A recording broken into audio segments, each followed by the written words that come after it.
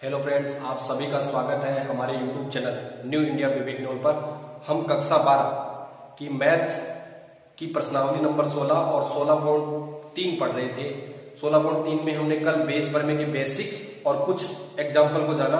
आज हम अन्य महत्वपूर्ण जो एग्जाम्पल है, क्योंकि इसमें सभी सवाल हैं वो महत्वपूर्ण है। जैसे एग्जाम्पल नंबर 20 है, वो पिछले साल पूछा गया 6 नंबर में। तो देखिए, इसको समझने की कोशिश कीजिए। सवाल ऐसे ही पूछते हैं जहां पर बच्चा फंस जाता है। सीधा सवाल नहीं पूछा जाएगा।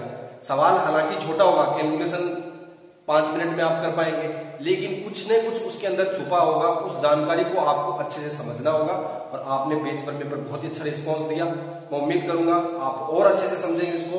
तो देखिए, एग्जाम्पल नंबर 20 क्या कह रहा है कि एक व्यक्ति के बारे में ज्ञात है कि वह 4 में से 3 बार सत्य बोलता है। देखो, सवाल को पढ़ना जरूरी है, 2-3 बार सवाल पढ़ना जरूरी है इसमें।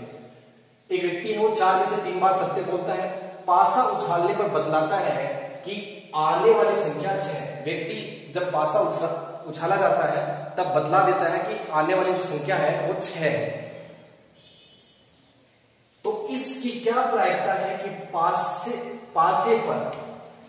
पर वास्तव में 6 आया है। अब इसमें कंफ्यूज हो जाते हैं बच्चे कि व्यक्ति सत्य बोलता है, असत्य बोलता है। ये आपस में अपवर्जी घटनाएं हैं। देखिए, अपवर्जी घटना पहचानने की आपको शॉर्ट ट्रिक और बता देता हूं। जो घटना होने के बाद रिवर्स में पूछा जाए, एक तो ये तरीका, रिवर्स में जो पूछा जाए तो वो अपवर्जी घटनाएं होती। या फिर जो अंत में आपसे पूछा जा रहा है, अंत में जो पूछा जा रहा है उसके सभी एक्सपेक्ट्स, जैसे क्या पूछा जा रहा है कि पासे पर वास्तव में 6 है या पर पासे पर वास्तव में 6 नहीं है। तो ये अपवर्जी घटनाएं हैं, ना कि व्यक्ति सत्य बोलता है और असत्य बोलता है। ज्यादातर बच्चे यही करते हैं इसमें कि व्यक्ति सत्य बोलता है और व्यक्ति असत्य बोलता है, अपवर्जी घटना करके आ जाते हैं कि इनका टोटल भी तो एक हो रहा है। नहीं, जो आपसे रिवर्स में पूछा जा रहा है, बस इतनी सी जानकारी आपको ध्यान करनी है। तो एक घटना ए जो हमेशा, देखिए ये घटना क्या है, व्यक्ति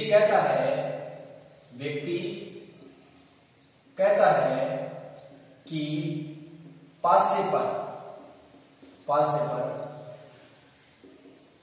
आने वाली संख्या क्या है, संख्या 6। व्यक्ति ने कह दिया कि पासे पर आने वाली संख्या 6 है और संख्या 6 है। तो इसकी क्या प्रायिकता है कि पासे पर वास्तव में 6 आया है। तो अब देखिए, 2 अपवर्जी घटनाएं होंगी। एक तो इवन होगी, आप इवन की प्रायिकता लिखोगे तो पासे पर अंक 6 आना। इसमें थोड़ा कंफ्यूज हो सकता है लैंग्वेज में, एक जैसी सी लैंग्वेज। पासे पर 6 आने की प्रायिकता क्या होती है, 1/6, क्योंकि पासे में जो सैंपल स्पेस होता है वो 1 2 3 4 5 6 होता है। 6 एक अंक होता है, 1/6। प्रायिकता ऑफ E2 आप किसे कहेंगे, पासे पर अंक 6 नहीं आना। तो ये क्या होगी। अब देखिए, अपवर्जी घटना है तो आप 1 में से घटा लीजिए। 1 में से 1/6 घटाएंगे तो कितना आएगा, 5/6। देखिए, ये डायग्राम बन गया है।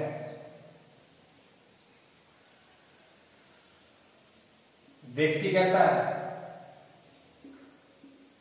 है 6 आया है, मतलब व्यक्ति ने कहा 6 आया है और 6 आया है उसका। तो P1 कितना है, 1/6। P2 कितना है, 5/6।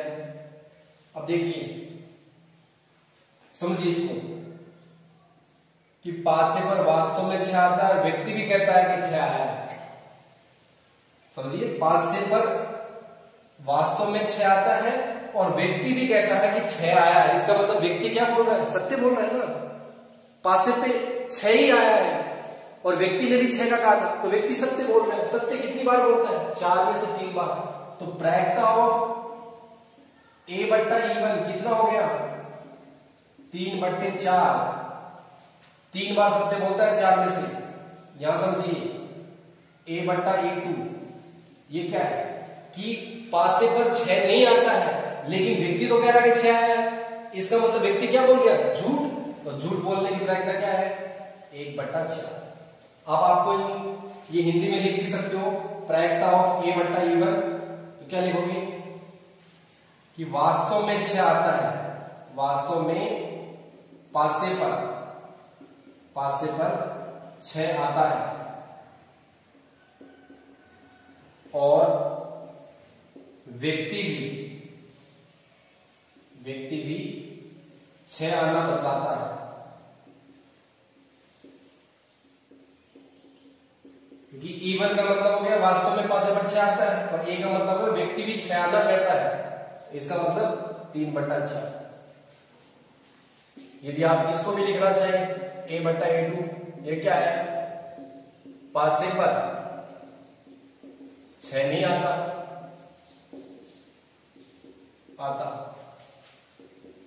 परंतु व्यक्ति 6 आना बतलाता है।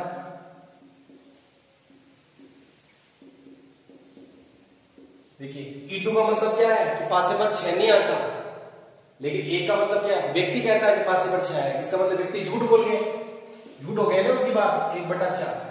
अब आपको क्या कह रहा है कि घटना A तो हो गई है कि पासे पर 6 तो आ गया, तो बताइए इस बात की क्या प्रायिकता है कि पासे पर वास्तव में 6 है। तो E1 ऊपर चला जाएगा, तो PE1 PA/E1 बट्टा PE1 PA/E1 plus PE2 PA/E2। प्रायिकता ऑफ E1 अपॉन A क्या है, E1 का मान 1/6, 1/6 गुणा 3/4, 1/6 गुणा 3/4 प्लस 5/6 गुणा 1/6। कैलकुलेशन देखिए कितनी आसान है, 6 4 6 4 6 4 कैंसिल, नीचे से क्या बचा ऊपर 3 और नीचे क्या बचा है 3 + 1, कितना बचा, देखिए 3 यहां बच गया और प्लस 5 यहां बच गया, 5 गुणा 1 5, तो 3/, कितना हो गया 8। ये आपका आंसर हो गया, 6 नंबर का क्वेश्चन हो गया आसानी से। लेकिन कुछ बच्चे क्या करते हैं कि दिमाग पर ज्यादा जोर डालते हैं, लेकिन कुछ बच्चे क्या करते हैं दिमाग पर ज्यादा जोर डालते हैं और रटने की कोशिश करते हैं। ये रटने वाले सवाल नहीं है, ये समझने वाले सवाल है, बहुत ही आसान ट्रिक से। अभी भी कुछ बच्चे इसको गंभीर लेंगे, बहुत ज्यादा गंभीर हो जाएंगे इसको लेकर, जबकि सीधा सीधा किया है, रिवर्स में जो चलता है वो आपस में अपवर्जी घटनाएं होती है, या लास्ट में जो पूछा है आपको सीधी सी ट्रिक बता दी, लास्ट में जो घटना होने के बाद आपसे वापिस पूछा गया वो आपस में अपवर्जी घटनाएं, वास्तव में 6 आना और वास्तव में 6 नहीं आना, आपस में अपवर्जी घटनाएं, तो इनको आपको पहचानना है। ये इतना सा पहचान लिया, A/E1 A/E2 लिखिए, आपका सवाल पूरा हो गया, कंप्लीट है। देखिए एग्जांपल नंबर 21 क्या कह रहा है, ये काफी बड़ा सवाल है लिखने में, समझ कि एक रोगी पर परीक्षण किया गया जो HIV पॉजिटिव है, यदि उस पर टेस्ट किया गया तो 90% टेस्ट है वो सही हुआ, इसका मतलब HIV रोगी है, उस पर यदि टेस्ट किया जाता है तो 90% सही, इसका मतलब HIV बता दिया उसको। 10% गलत है, इसका मतलब HIV रोगी वाले व्यक्ति को भी 10% लोगों को क्या नेगेटिव बता दिया गया है। HIV नेगेटिव जिनके HIV नहीं है यदि उन पर टेस्ट किया गया तो 99% सही आया, 99% सही आने का मतलब है HIV नहीं है रोगी, और 1% गलत आया, इसका मतलब HIV नहीं है उसको भी बता दिया गया कि वो HIV पॉजिटिव है। तो ये आंकड़े आपको दिए हैं। जनसंख्या में 0.1% HIV पॉजिटिव, एक बड़ी जनसंख्या है, एक सैंपल स्पेस लिया गया, उसमें 0.1% HIV पॉजिटिव लोग हैं। परीक्षण किया गया और रोगी को HIV की उपस्थिति बताया गया, मतलब ये घटना हो चुकी है कि रोगी है, वो परीक्षण करने के बाद HIV पॉजिटिव आया है। तो क्या प्रायिकता है कि व्यक्ति वास्तव में HIV रोगी है, तो या तो व्यक्ति वास्तव में HIV रोगी था तब परीक्षण में क्या आया HIV पॉजिटिव आया, या रोगी नहीं था तब परीक्षण में HIV पॉजिटिव आया। तो दो आपकी अपवर्जी घटनाएं होगी, व्यक्ति वास्तव में HIV रोगी तो एक घटना होगी HIV टेस्ट करने पर HIV पॉजिटिव बतलाया गया है। HIV टेस्ट किया जाता है तो रोगी को HIV पॉजिटिव बतला दिया गया है। E1 इसकी हम प्रायिकता लिख देते हैं E1 की, क्या कह रहा है कि व्यक्ति वास्तव में एचआईवी रोगी है, व्यक्ति वास्तव में एचआईवी पॉजिटिव रोगी है। तो जनसंख्या में कितने परसेंट पॉजिटिव है? 0.1%। 0.1%। तो परसेंट का चिन्ह आप हटाओगे तो नीचे 100 आ जाएगा, तो ये आ गया 0.001। प्रायिकता ऑफ E2, व्यक्ति वास्तव में एचआईवी रोगी नहीं है।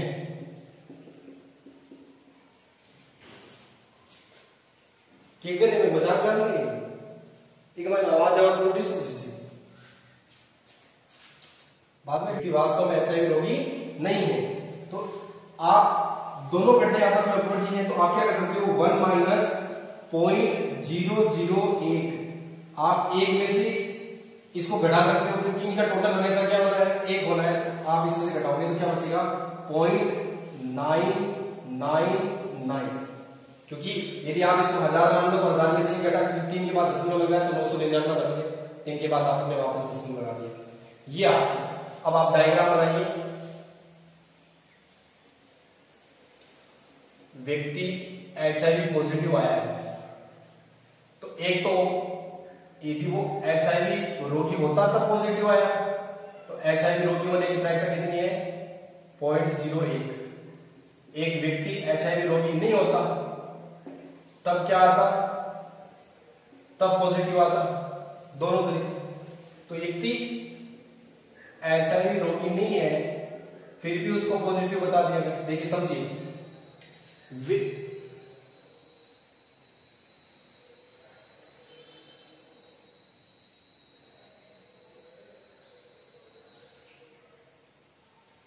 देखिए समझिए, व्यक्ति एचआईवी रोगी है तब टेस्ट में उसको एचआईवी पॉजिटिव बताया जाता है। व्यक्ति एचआईवी रोगी है तब उस पर जो टेस्ट किया जाता है उसमें उसको एचआईवी पॉजिटिव बताया जाता है। देखिए, व्यक्ति एचआईवी पॉजिटिव है और टेस्ट करने पर उसको एचआईवी रोगी बताया जाता है। कितने परसेंट? 90%। 90% मतलब परसेंट का चिन्ह उठाओगे तो 90 यहां पर आएगा। प्रायिकता ऑफ A/E2, इसका मतलब क्या है? व्यक्ति एचआईवी का रोगी नहीं है, मतलब एचआईवी पॉजिटिव नहीं है, फिर भी उसे टेस्ट करने पर एचआईवी पॉजिटिव बता दिया जाता है। यहां देखिए, व्यक्ति एचआईवी रोगी नहीं है लेकिन टेस्ट करने पर उसको एचआईवी पॉजिटिव बता दिया जाता है। एचआईवी पॉजिटिव ये 1%। तो 1% आप जब परसेंट भाग दोगे तो 0.1 आ जाएगा, 1 में 100 का भाग दोगे तो ये आपका आ गया। अब आप इसको हिंदी में भी लिख सकते हो। A/E1 का मतलब क्या है? व्यक्ति एचआईवी पॉजिटिव है और टेस्ट में भी एचआईवी पॉजिटिव बतलाया जाता है। टेस्ट में भी उसे एचआईवी पॉजिटिव बताया जाता है और एचआईवी पॉजिटिव है। कितना है? 0.90। प्रायिकता ऑफ A/E2, इसको कैसे? ये क्या है? व्यक्ति एचआईवी नेगेटिव है लेकिन टेस्ट में व्यक्ति को एचआईवी पॉजिटिव बतलाया गया। कितना है? 0.01। आप ये नहीं सोचिएगा इन दोनों का टोटल एक क्यों नहीं हुआ, ये अपवर्ड से घटना ही नहीं, इनका टोटल होना एक जरूरी नहीं है। अब आप फॉर्मूला लगाएंगे। फॉर्मूला कैसे बनेगा कि भाई ये पूछ रहा है कि व्यक्ति वास्तव में एचआईवी रोगी है, तो E1 ऊपर आ जाएगा और A आपके नीचे आ जाएगा। तो फॉर्मूला क्या है? प्रायिकता ऑफ E1, प्रायिकता ऑफ A/E1 बट्टा प्रायिकता ऑफ E1, प्रायिकता ऑफ A/E1 प्लस प्रायिकता ऑफ E2, प्रायिकता ऑफ A/E2। ये आपका फॉर्मूला हो गया। तो फॉर्मूला हो गया। अब फॉर्मूले में वैल्यू पुट कर देंगे। तो प्रायिकता ऑफ E1/A, E1/A। देखिए E1 की वैल्यू कितनी है? 0.001 गुणा a/E1 की 0.90, नीचे भी ये है कि 0.001 गुणा 0.90 प्लस पॉइंट, देखिए 999 इंटू 0.01। देखिए सब में 5 दशमलव है तो 5 दशमलव कैसे, तो ऊपर बच्चे 1 गुणा 90 तो 90, नीचे भी 90 प्लस 999 तो 90, 999 में 90 जोड़ेंगे तो 1089, एक इसको दे दे तो 1000 हो जाएगा, फिर 89 1089। अब देखिए कट रहा है तो काट दीजिए, 9 और 9 18 हो गए, इसका मतलब 3 का भाग जाएगा, तो 3 का भाग जाएगा तो ये 30, और इसमें जाएगा तो 3 बार गया, 1 बच गया 18, 6 बार गया 30, फिर 3 का भाग जाएगा तो फिर काट दीजिए, ये आ गया 10 और ये आ गया 121, 10/121। क्वेश्चन नंबर 1 क्या कह रहा है कि 2 थैले हैं, थैले फर्स्ट में 3 लाल गेंदे हैं, 4 काली गेंदे हैं, थैले सेकंड में 5 लाल है और 6 काली गेंदे हैं, मतलब 2 थैले हैं, दोनों थैलों में आपको गेंदें दी है। यादृच्छिक एक गेंद निकाली, रेंडमली एक्सपेरिमेंट किया गया, आंख बंद करके एक गेंद निकाली गई जो कि क्या है, लाल है। देखिए गणना हो चुकी है, गेंद कैसे प्राप्त हुई है, लाल। तो इस बात की क्या प्रायिकता है कि ये गेंद थैले सेकंड से निकालेंगे, बहुत इजी सवाल है। तो ये घटना, निकाली गई गेंद लाल है, जो गेंद निकाली गई वो कैसी है, लाल है। प्रायिकता ऑफ इवन, गेंद फर्स्ट थैले से निकाली गई। तो बताइए कितने थैले हैं, 2 थैले हैं, तो 1/2 फर्स्ट थैले से निकाली गई, और सेकंड से होती गेंद सेकंड थैले से निकाली, तो उसकी भी प्रायिकता कितनी होती, 1/2, क्योंकि 2 थैले हैं, दोनों में बराबर प्रायिकता है। अब हम इसका डायग्राम बनाएंगे।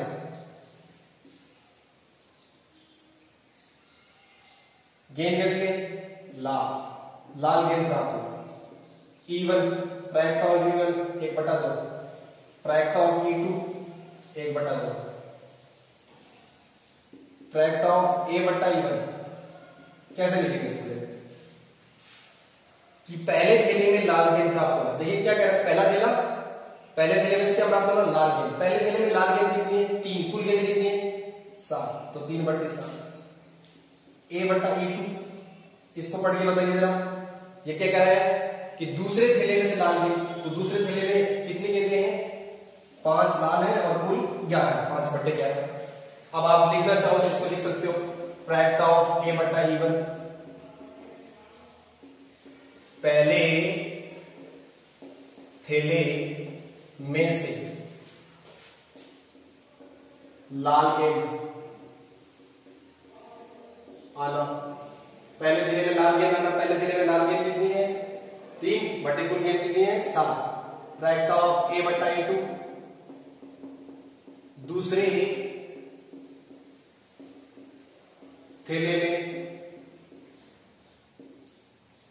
थैले में से लाल गेंद आना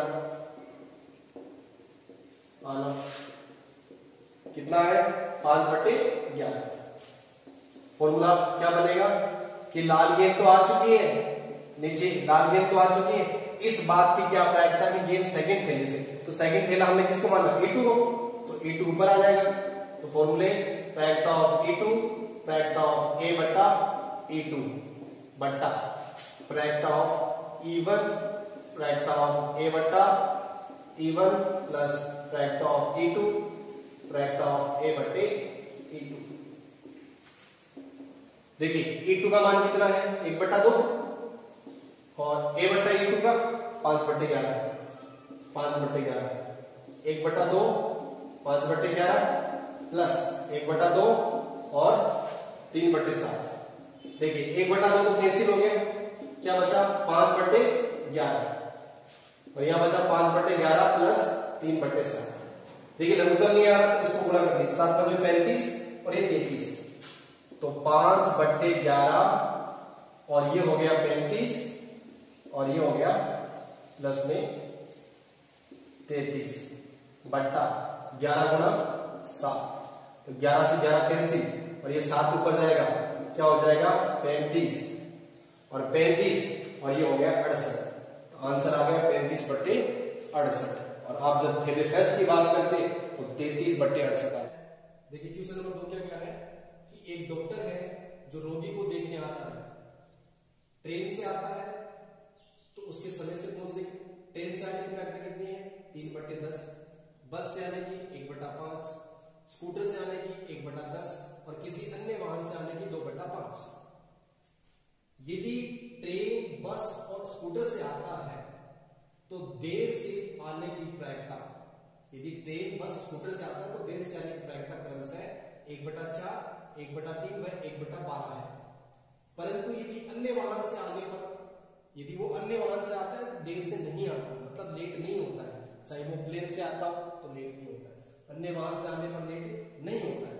यदि वह देरी से आया, देखिए घटना होगी, यदि वह देरी से आया, यदि वह देरी से आया तो इस बात की क्या प्रायिकता है कि वह ट्रेन से आया। तो इसका मतलब ट्रेन, बस, स्कूटर और अन्य वाहन आपस में क्या हो गए, अपवर्जी घटनाएं होंगी। और ए क्या हो गया, वह देरी से आया, तो ए हो गया डॉक्टर देरी से आया, डॉक्टर देरी से आया। E1 प्रायिकता ऑफ E1, ट्रेन से आया तो ट्रेन से आने की प्रायिकता 3/10, टोटल 1 होगा इनका। प्रायिकता ऑफ E2, बस से आया तो बस से आने की, देखिए आप 10 में लिखेंगे तो 2/10 हो जाएगा, लेकिन कट गया है इसलिए 1/5। स्कूटर से आने की कितनी है, स्कूटर से आने की प्रायिकता 1/10 और किसी अन्य वाहन से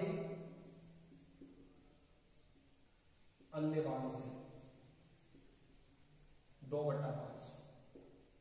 तो 3 यहां ऊपर नीचे गुणा करेंगे तो 10 लाना, तो 2 5, यहां 2 से गुणा करेंगे 10 हो जाएगा, 9 और 1 10, 10/10, टोटल 1 हो गया अपवर्जी घटना। देरी से आया, आप डायग्राम बनाना चाहें तो बना लीजिए, बहुत आसान सवाल है, कोई मुश्किल सवाल नहीं, बस आपको ये लिखने हैं। तो प्रायिकता ऑफ A/E1, प्रायिकता ऑफ A/E2, प्रायिकता ऑफ A/E3 और प्रायिकता ऑफ A/E4, ये आपको लिखने हैं। देखिए E1 क्या है, ट्रेन से आया, E1 क्या है, ट्रेन से आया। ए क्या है, डॉक्टर देरी से आया। यदि डॉक्टर ट्रेन से आता है तो देरी से आने की प्रायिकता, ट्रेन से आता तो देरी से आने की प्रायिकता कितनी है, ट्रेन से आने पर लेट होना 1/4, बस से आने पर लेट होना, इसका भी दिया आपको 1/3, स्कूटर से आने पर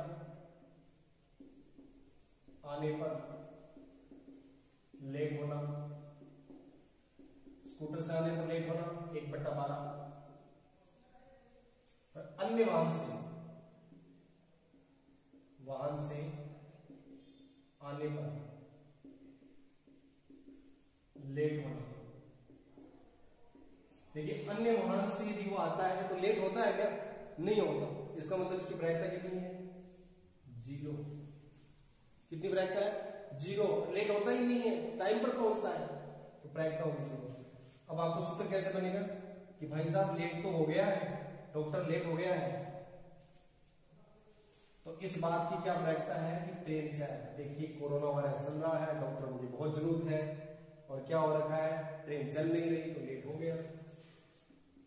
तो प्रायिकता ऑफ E1 ऊपर आ जाएगा, प्रायिकता ऑफ A/E1 और नीचे से प्रायिकता ऑफ E1, प्रायिकता of A/E2 E1 plus factor of E2 factor of A बट्टा E2 plus factor of E3 factor of A बट्टा E3 और प्लस में फैक्टर ऑफ E4 और फैक्टर ऑफ A बट्टे E4। ये आपका देखिए मान रखिए E1 का मान आपके पास कितना है 3/10 3/10। A बट्टा E1 कितना है 1/4। तो नीचे भी आप 3/10 गुणा 1/4 रखिए प्लस E2 का मान कितना है 1/5। पहले दिया था 1/5 और 1/3 A/E प्लस यहां कितना दिया है 1/10 स्कूटर से ले और 1/12 प्लस 2/5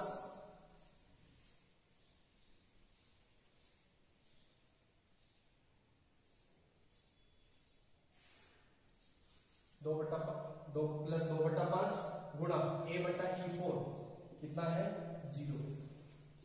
अब देखिए कॉमन क्या आ रहा है यहां 10 गुणा 4 40 है, यहां 10 गुणा 4 40 है, यहां 5 गुणा 3 15 है और यहां है 120। इसका मतलब आपके पास 5 तो कॉमन आ रहा है सामने, तो यहां से 5 कॉमन लेंगे तो 3 बट्टा क्या बचेगा, यहां 5 कॉमन लेने के बाद 2 बचेगा तो 8 बचेगा बट्टा, यहां पे भी 3/8 प्लस यहां कॉमन लेने के बाद 1/3 प्लस यहां 5 कॉमन लेने के बाद 2 बचेगा 2, तो ये हो गया 1/24 और ये हो गया 0।